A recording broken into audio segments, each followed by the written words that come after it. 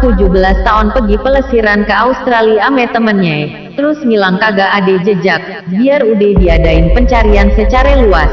Ame banyak saksi mate, nasib tentu anak tetap kagak ketahuan selama 18 tahun.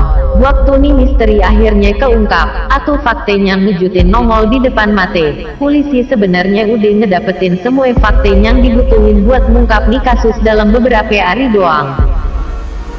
Apesnya, polisi yang teledor ame kagak profesional, bikin nih kasus baru keungkap hampir 2 dekade kemudian. Nih kali kita bakalan nyeritain apa yang dialamin Hailey Dot. Tanggal 30 November tahun 1981 Hailey Dot dilahirin di Inggris. Pas dia masih kecil, orang tuanya pindah ke Australia. Tinggal di kota kecil namanya Mandora, entu anak siswa teladan. Demen banget ame macam-macam cabang olahraga. Ame punya rencana ngambil jurusan kedokteran hewan, kalau kagak keguruan. Sebelum mutusin profesi apa yang bakalan dia pilih, dia ngebet banget pelesiran keliling Australia. Habis namatin SMA di umurnya yang ke-17, dia ame sobatnya, Lisa, ngerencanain pelesiran ke Australia Barat. Rencananya bukan cuman sekadar melintasin kote-kote ame tempat-tempat yang bagus doang, tapi mau tinggal beberapa bulan di tempat-tempat yang dilewatin entu. Tentu perawan bakalan nyari kerjaan sementara sepanjang perjalanan buat nutupin pengeluaran. Rencananya numpang mobil apa aja yang ditemuin biar nyampe ke kote-kote tujuan. Tahun 1990-an numpang mobil kayak gitu, kedengerannya kagak ngebahayain. Waktu entu di Australia, emang udah kejadian beberapa kasus perempuan yang dibunuh gara-gara pelesiran pakai cara gitu. Tapi dibandingin ame yang selam sih kagak ada apa-apanya, jadi kagak nimbulin rasa takut. Hailey khawatir banget orang tuanya kagak bakalan ngizinin dia numpang-numpang mobil gitu, biarpun ditemenin sobatnya. Tentu makanya dia ngeyakinin orang tuanya kalau dia ame Lisa bakalan pergi pakai bus. Akhir Juli 2 orang entu pergi ke kota kecil Guerra. Di sana mau jadi buruh harian di lahan pertanian. 2 dari entu bakalan mukim di dalam tenda, sebab tarifnya jauh lebih murah. Tempat kayak gitu laku banget di Australia, utamanya lantaran murahnya.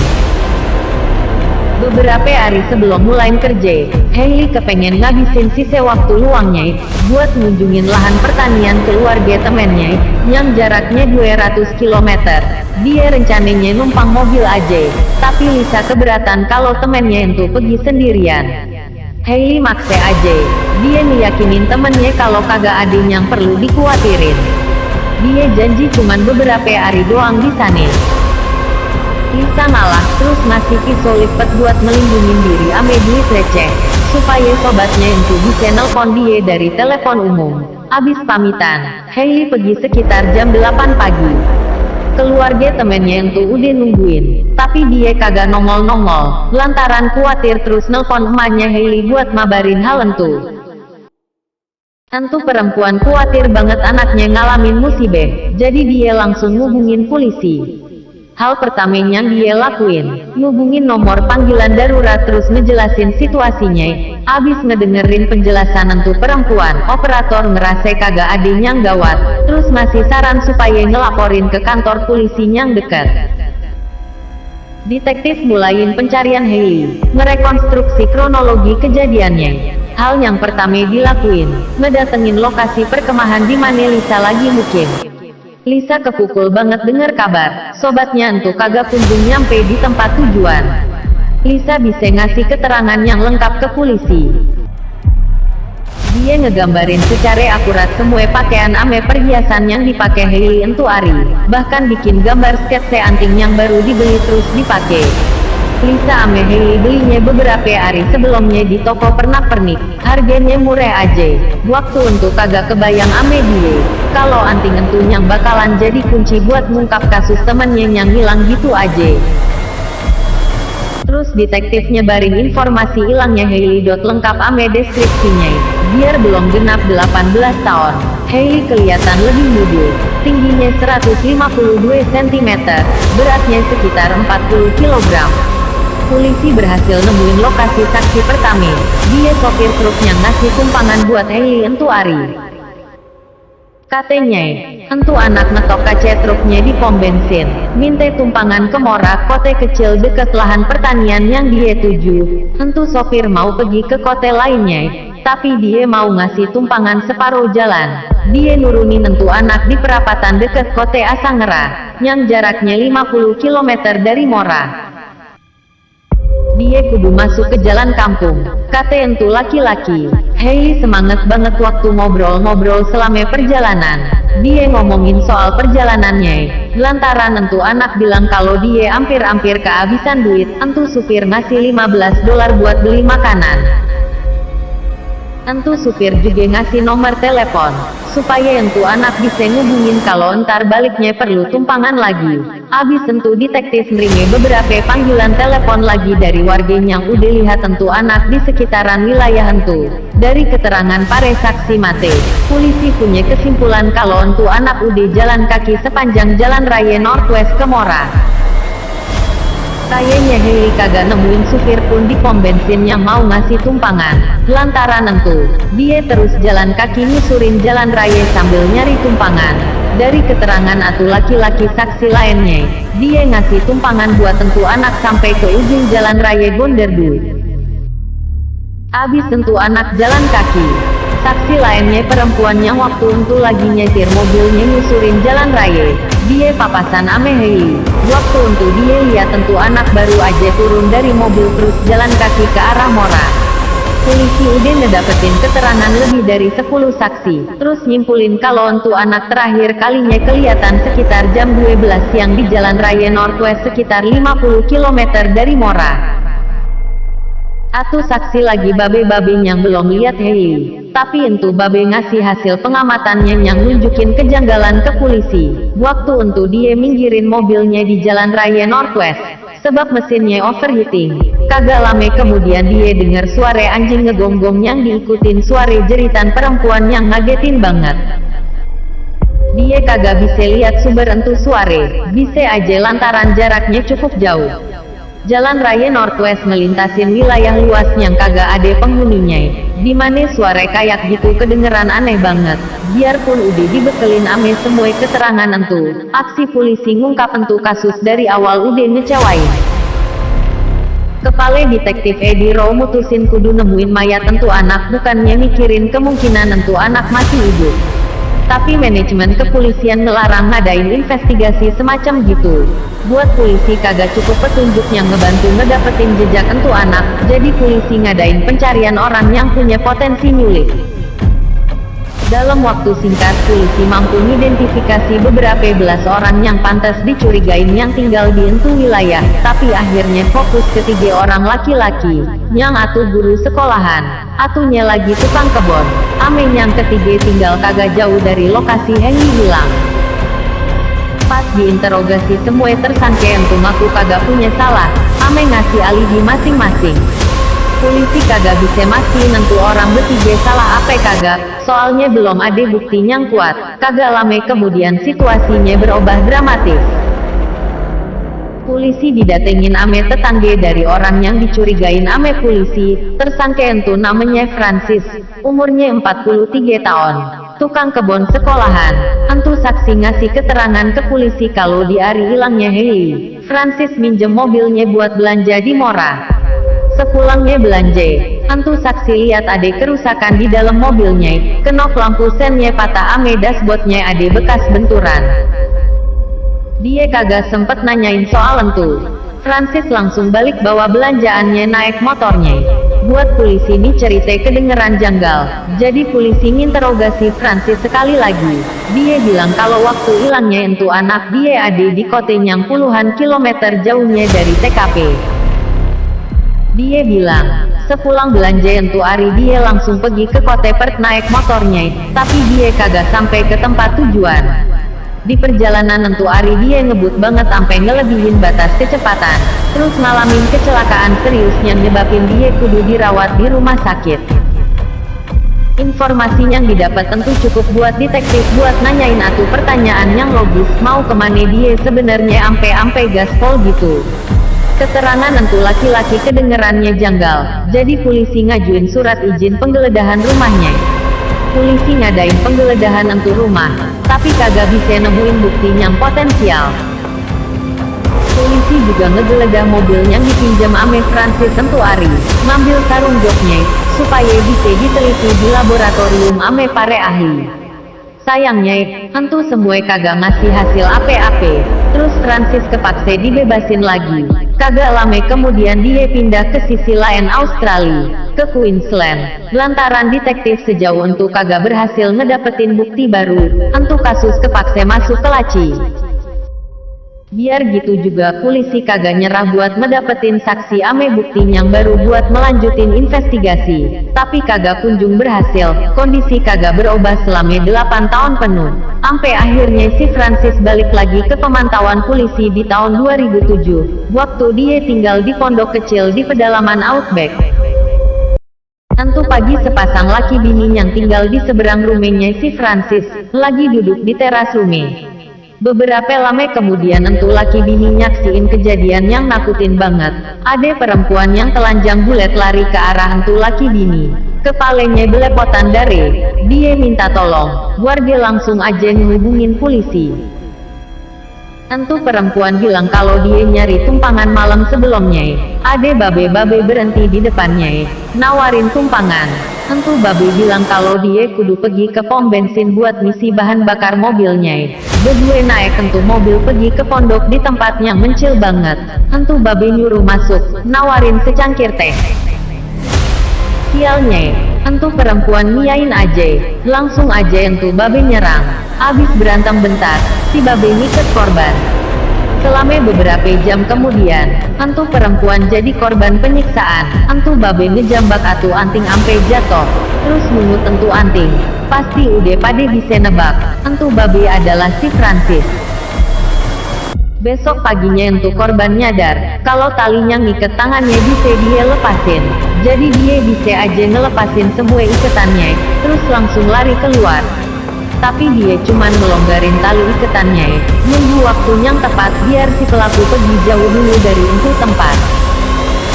Kagak lama kemudian Francis pergi ninggalin entu rumah. Si korban mikir kalau entu waktu yang tepat, dia langsung aja lari keluar lewat pintu belakang.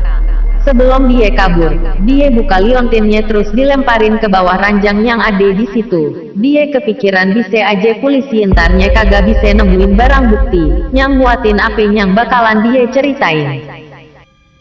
Jadi, dia ninggalin beberapa benda miliknya di entu rumah. Polisi ngegeledah rumah si Francis terus nemuin liontin milik korban. Kagak lama kemudian si pelaku dibekuk pas jalannya persidangan. Si Francis nyadar kalau dia mustahil lolos lagi, jadi mutusin buat makuin aja apa yang udah dia lakuin. Dia divonis 12 tahun penjara. Polisi di Australia Barat yang nanganin kasus Hailey dikasih tahu soal pembekukan si Francis, tapi kelihatannya sama sekali kagak peduli. Kagak ada tindakan yang diambil buat nuntasin kasus Hailey. Situasi kondisinya mirip banget ame kasus yang baru kejadian entu. Berkat kegigihan emaknya Hailey, akhirnya detektif setuju ngebuka lagi untuk kasus. Polisi nyimpulin belum ada bukti yang ngeberatin si Francis, yang artinya kagak ada yang bisa dilakuin buat untuk kasus.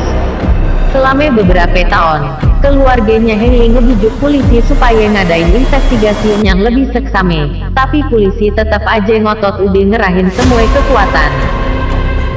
Saking putus asenya nungguin penegakan hukum, kerabat Hailey ampe ngeluarin puluhan ribu dolar buat bayar detektif swasta, tapi kagak ada hasilnya. Tentu kasus kagak ngalamin kemajuan ampe 6 tahun kemudian. Tahun 2013 ada fakta yang bikin gempar. Yang nyadarin semua orang kalau polisi udah teledor ame barang bukti yang jadi kunci buat ngungkap entu kasus.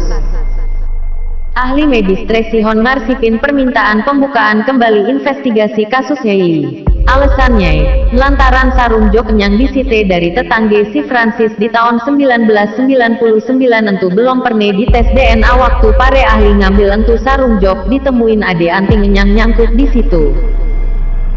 Polisi ngebandingin entu anting ame sketsa yang Lisa bikin, kagak lama abis hilangnya Hailey.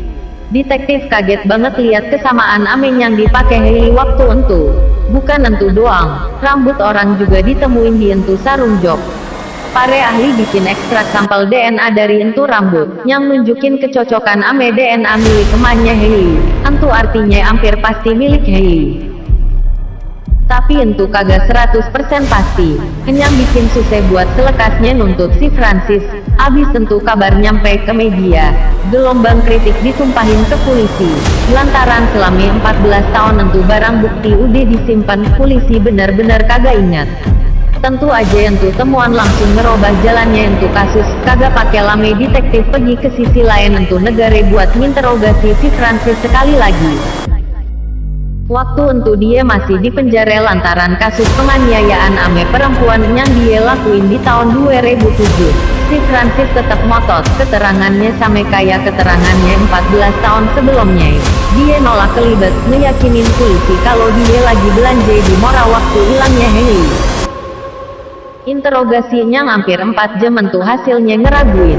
Tapi polisi udah nyiapin entu kasus biar bisa lekas diadilin. Ampe akhirnya di tahun 2015 si Francis dituduh ngebunuh Hailey, terus dideportasi ke Australia Barat. 2 tahun kemudian, di akhir tahun 2017 sidang dimulai. Si Francis tetap ngotot kalau bukti-bukti yang ada cuman kebetulan aja same. Anting yang dibeli ame Hailey cuman anting murahan. Banyak yang punya anting kayak gitu, jadi bisa aja ketinggalan di entu mobil ame perempuan lainnya. Rambut yang ditemuin di entu mobil hampir 100% cocok ame DNA Hailey, tapi kagak mutlak same. Biarpun kekeliruannya udah kecil kemungkinannya, tapi entu udah cukup buat pengacara si Francis. Semua pembelaan entu kelihatannya kagak ngeyakinin buat hakim. Si Francis masih punya kesempatan buat lolos, kalau aja kagak ada tindak kejahatannya di tahun 2007. Dia bukan cuma nyulik korban yang minta tumpangan, tapi juga ngambil anting korban, yang akibatnya ningkatin kecurigaan ame entu babu. Si Francis udah 62 tahun umurnya waktu dia divonis, tapi ceritanya kagak habis sampai situ doang. Pengadilan yakin kalau si Francis bukan cuma nyulik ame ngebunuh, tapi juga ngumpetin mayat korban yang kagak kunjung ditemuin. Entu babe ngotot kagak punya salah. Emaknya Hailey nanyain terus di mana entu babe ngumpetin mayat anaknya, tapi tetap aja gagal. Di tahun 2008 emaknya korban ngebantu melolosin undang-undang pidana yang baru, yang nyatain kalau tersangka pembunuh kagak punya hak ngedapetin pembebasan bersyarat, kalau entu orang nolak ngasih tahu di mana nyembunyiin mayat korban. Di tahun 2020 ada kejadian lainnya yang penting. Pengadilan ngabulin permohonan si Francis buat ninjau ulang hukumannya ame ngejadwalin ulang pembelaan pengacaranya.